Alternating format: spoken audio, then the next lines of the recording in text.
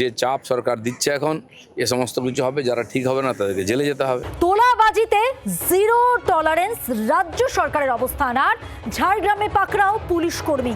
ঝাড়গ্রামের ট্রাক ও ট্রাক্টর থেকে তোলাবাজির অভিযোগে এসিবির অভিযান আর দুর্নীতি দমন শাখার হাতে গ্রেপ্তার ঝাড়গ্রাম থানার এক কনস্টেবল। এসিবির পাতা ফাঁদে পাকড়াও বালি মাফিয়া চক্রের 3 জন দালাল। যেটা অভিযোগ, ওই কনস্টেবল 3 দালালের মাধ্যমে নিয়মিত টাকা আদায় করছিলেন। এসিবির পাতা ফাঁদে 3 জন দালাল টাকা নেওয়ার সময় হাতে নাতে ধরা পড়ে। বিভিন্ন ট্রাক থেকে প্রায় 5 লক্ষ টাকা তোলার কথা স্বীকার ধৃত দালালদের। আরো একবার জানাবো, এসিবির পাতা ফাঁদে বালি মাফিয়া চক্রের 3 জন দালাল। আর যেটা অভিযোগ হচ্ছে মারাত্মক অভিযোগ, কনস্টেবল 3 দালালের মাধ্যমে নিয়মিত টাকা আদায় করত। কিভাবে চলতো এই তোলাবাজির চক্র সেটাই জানবো। সরাসরি যোগাযোগ করেছি প্রতিনিধি বিক্রম দাসের সঙ্গে। বিক্রম, এই যে একটা তোলাবাজির চক্র, এর শিকড় কতদূর, কিভাবে চলতো এটা?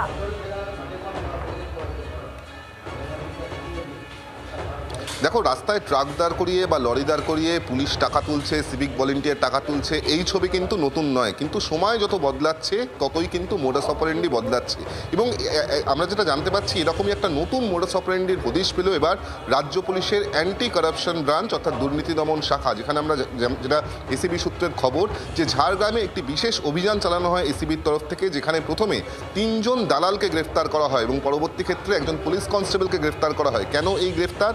মূলত যেটা জানা যাচ্ছে যে যেই টাকা তুলতে দেখা যেত আগে পুলিশ কনস্টেবল বা সিভিক ভলেন্টিয়ারদেরকে, সেই জায়গায় নতুন মোডাস অপারেন্ডিতে নির্দিষ্টভাবে স্থানীয় 3 জন দালালকে অ্যাপয়েন্ট করা হতো, যাদের কাজ হচ্ছে দিনভর তারা বিভিন্ন যে লরি বা বিভিন্ন যে ট্রাক পাস করবে তাদের কাছ থেকে টাকা তুলবে। এবং সেই টাকা আরও একজন দালাল, যে সেন্ট্রালি আরও বেশ কয়েকটি এলাকায় বিভিন্ন দালালকে রিক্রুট করেছে বা অ্যাপয়েন্টমেন্ট দিয়েছে, তাদের কাছে সেই টাকা পৌঁছে যাবে। এবং তার পরবর্তী ক্ষেত্রে নির্দিষ্ট ওই দালাল তিনি কিন্তু মোটা টাকা, যেই টাকা উঠছে প্রত্যেক দিন, সেই টাকা পৌঁছে দিতেন একজন পুলিশ কনস্টেবলকে। এবং সেই পুলিশ কনস্টেবলকে যখন গ্রেফতার করা হয়, তখন যেটা দেখা যাচ্ছে যে তার কাছ থেকে 5 লক্ষ টাকা নগদ উদ্ধার করা হয়েছে, বাজেয়াপ্ত করা হয়েছে, যেটা কিনা মাত্র একদিনের কালেকশন। অর্থাৎ একদিনের কালেকশন যদি 5 লাখ টাকা ধরে নেওয়া যায়, তাহলে মাসে অন্তত 1.5 কোটি টাকা কিন্তু এইভাবে কালেকশন করা হচ্ছে। এবং সবথেকে বড় প্রশ্ন, যে নির্দিষ্টভাবে ঝাড়গ্রামের একটি পয়েন্টের ঘটনা এখানে, যেখানে 3 জনকে লোকাল যারা দালাল, একদম স্থানীয় লোক, তাদেরকে অ্যাপয়েন্ট করা হয় সেইখান থেকেই এই 5 লক্ষ টাকা তোলা হচ্ছে। এরকম কতগুলি পয়েন্ট আছে যেখানে বিভিন্ন ধরনের এই দালালদেরকে অ্যাপয়েন্ট করা হয়েছে টাকা তোলার জন্য, এবং এরকম কতজন কনস্টেবল আছে যারা এই দালালদের কাছ থেকে এই টাকা সংগ্রহ করছে, সেটা যেরকম সব থেকে বড় প্রশ্ন। তার পাশাপাশি এইভাবে একেবারে অর্গানাইজডভাবে যে তোলাবাজি চলছে, সেই খবর কি স্থানীয় থানার উচ্চপদস্থ আধিকারিকদের কাছে নেই? যারা সাব ডিভিশনাল পুলিশ অফিস রয়েছে বা জেলা পুলিশ অফিস রয়েছে, তাদের কাছে খবর নেই। সেক্ষেত্রে দাঁড়িয়ে এই টাকার ভাগ কোথায় কোথায় গিয়ে পৌঁছায়, কাদের মদদে এই তোলাবাজির নতুন মোডাস অপারেন্ডি বা নতুন র্যাকেট চলছে, সেটাই কিন্তু এই মুহূর্তে খতিয়ে দেখছেন অ্যান্টি করাপশন ব্রাঞ্চের অফিসাররা। Hotel Management with AI. Join IIHM, International Institute of Hotel Management. ঝাড়গ্রামে প্রথমে এই 3 জন দালালকে গ্রেফতার করা হয়।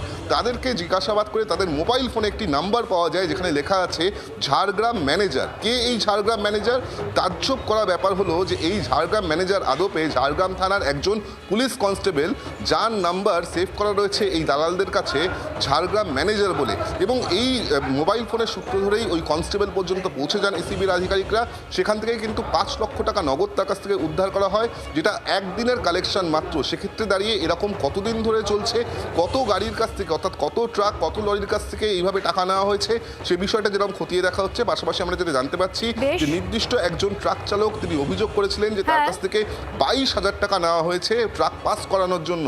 এরপরই কিন্তু চক্রটা চলতো, দালালদের মাধ্যমে কনস্টেবলের হাতে এইভাবে টাকা আসতো। ধন্যবাদ বিক্রম। সরাসরি ছিলেন প্রতিনিধি বিক্রম দাস। এবার মন্ত্রী দিলীপ ঘোষ, তিনি কি বলছেন এই প্রসঙ্গে, শুনুন।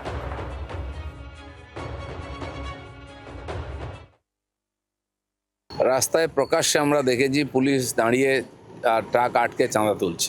বহু অভিজ্ঞতা আমার আছে। খড়গপুর থেকে রাত্রে কলকাতা আসতে গেলে লম্বা 1-2 কিলোমিটার লাইন হতো ট্রাকের। একটা পুলিশ, 2টো সিভিক মিলে সমস্ত হাইওয়েকে আটকে দিয়ে একটা গাড়ি ছাড়ছে আর টাকা নিচ্ছে। ভিডিও আমরা করেছি সেই সময়। কেউ শুনতো না। এই সমস্ত বদমাইশি বন্ধ হবে। পুলিশ যদি প্রথম ঠিক না হয় তাহলে প্রশাসন ঠিক হবে না। তো সেই জন্য যে চাপ সরকার দিচ্ছে এখন, এ সমস্ত কিছু হবে, যারা ঠিক হবে না তাদেরকে জেলে যেতে হবে। বাংলার আওয়াজ, বাঙালির আবেগ, জি 24 ঘন্টা।